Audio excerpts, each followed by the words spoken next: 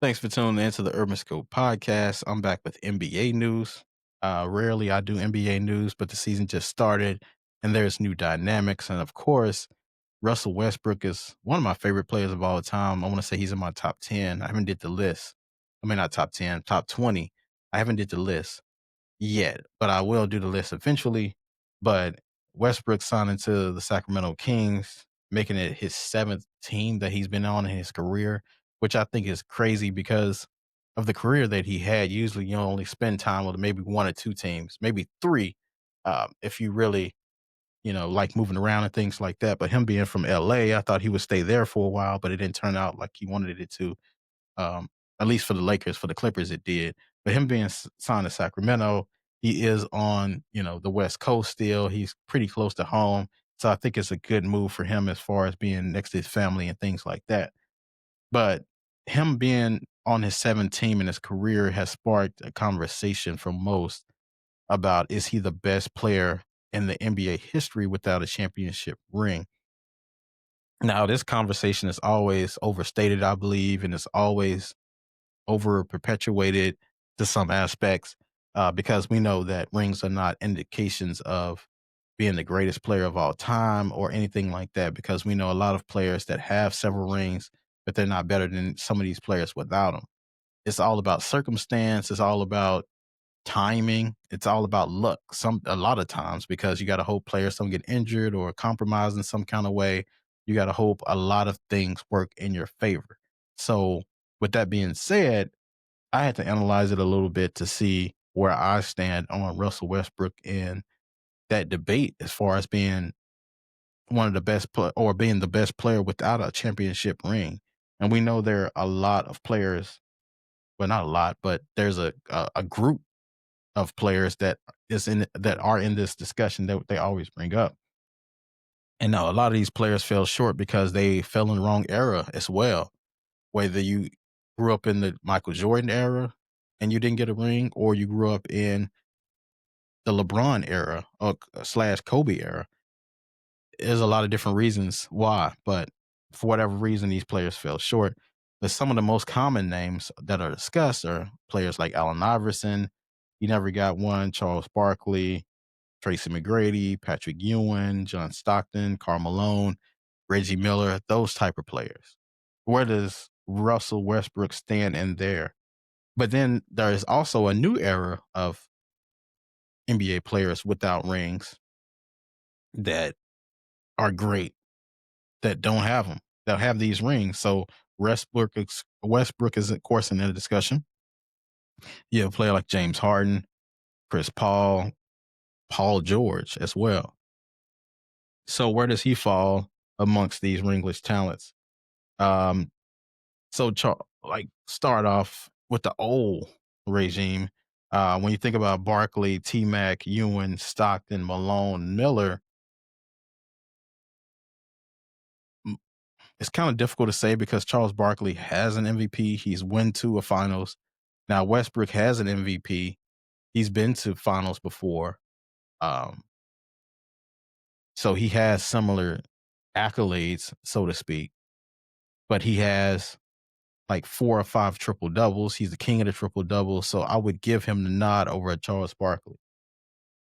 Just for the simple fact. And they're about the same height, but Charles Barkley didn't play guard. He played forward, power forward. So it was very difficult to do.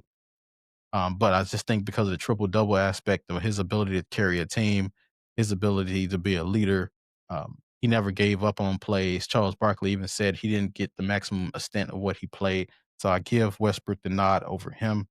T Mac as well, because T Mac, I felt like had more talent than Westbrook, more shooting ability, more. He didn't have the vertical that Westbrook had, but I felt like he didn't have the drive like Westbrook have, and a lot of players don't have that. The Ewan, I think Westbrook is better than Ewan. Stockton, that's a tight one because I want to say that Stockton had a lot of ability as far as passing goes, defensive goes. He learned how to shoot the three towards the end of his career, but he just didn't have the pizzazz or have the sheer will that Westbrook had. So I do give Westbrook the nod over him. Now Malone, I don't know if I can give him the nod over Malone because of Malone's scoring title, his ability to be a centerpiece of a championship team that just kept getting derailed by Jordan those couple of times, and just growing up in the era. So I don't think I can give him the nod over Malone. I will give him the nod over Miller. So I think Malone is the only person in the old regime that's better than him without a ring. And I want to say the new era, I can't put Westbrook over Harden because of Harden, what he's able to do by himself with lesser talent around him. Westbrook didn't have a lot of talent as well um, after KD left, and he was able to do a lot, especially with the triple doubles and getting everybody involved. But I think Harden just him being an unstoppable force and him being able to just take over games, even though players know he was the only person that could score. They was double teaming, triple teaming him, but he somehow found a way to get 30. So his influence and impact on the game was just tremendous. And he didn't play a lot of defense, but just his scoring prowess on itself, I want to say Westbrook is a better overall player, but impact wise, Harden would be better. So I think overall, because when you think about a Chris Paul or Paul George, I think I don't, I'm not hard on those guys, Pauls, as most people are. Because I think they played on a lot of teams that just fell short. I think they had all the talent. I think they worked hard, but I just think they just wasn't their time to win. And it might not never be. But Chris Paul has one of the greatest careers, one of the best point guards of all time. They call him the point guard. So I don't know. I'll put those guys behind Westbrook. So I think the only two people that I could really put above Westbrook is probably Harden and Malone for the best ring discussion. So I would put Westbrook around 3.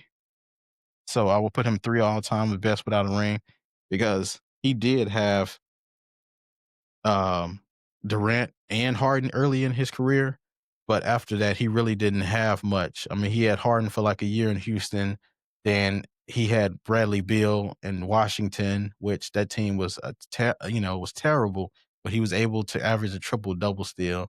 Then he went to the Lakers. It didn't work well with LeBron, and then he went to the Clippers. It went okay, but of course, Paul George and Kawhi Leonard was perpetually hurt, so that didn't go well. Then he went to the Nuggets, and the Nuggets, they did a few things, but they just fell short as well. So he had a lot of unfortunate luck, but I just don't think that